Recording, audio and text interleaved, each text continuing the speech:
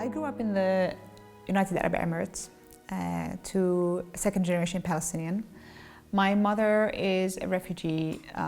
She was a refugee since the Nakba, or what is known as the catastrophe in English, 1948, which marked the start of the ongoing, let's say, catastrophe, as we say, on Palestine since then. And my father actually was living in Jordan at the time. He is from Hebron. My mother is from a depopulated village just outside of Yafa called Beit Dajan. And my father is from a town called Yatta outside of Hebron. So I consider myself a Palestinian in exile, as we were discussing before, that I'm not free to go back to my ancestral home whenever I want. Instagram actually specifically was the first source of information for me about the operation Al-Aqsa flood. And at the beginning I really thought that my head was like not really working. I thought it was the usual assault on Gaza and then the reaction from Hamas with rockets into the Zionist entity.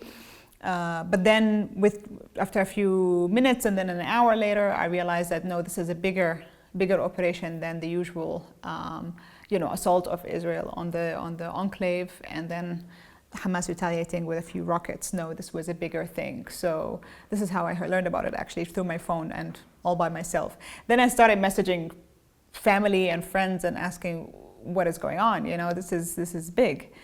That day I also spoke quickly to my sister in the morning and to some friends.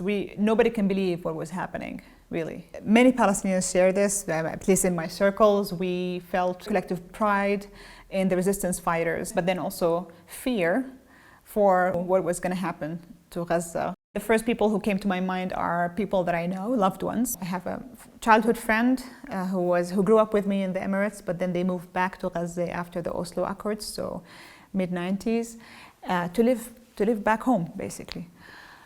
And since then they've been there. The boys that were my childhood friends are now outside because of the siege that has been going on for 17 years. So they're trying to find a future, but their parents are there and two sisters, so I know them personally.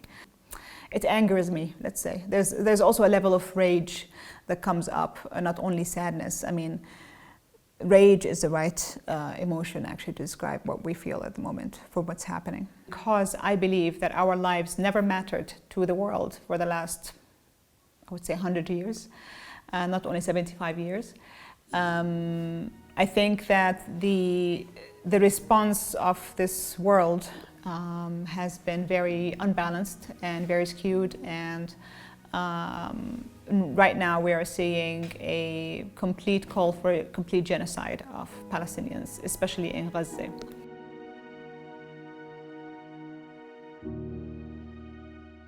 This is a very sad situation. It should not be happening.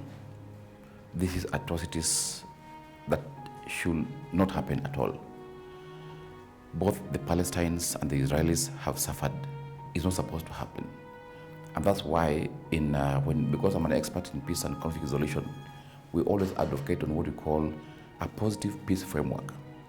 A positive peace framework is a framework that talks of three elements of attitudes, institutions, and structures that maintain a peaceful society. If you don't have any good relation with your neighbor, you're going to have war. You're not going to be at peace. And a positive peace framework is having just a good relation with your neighbor. You must also have what you call respect the rights of others. You may not like me, but have my rights. Respect them.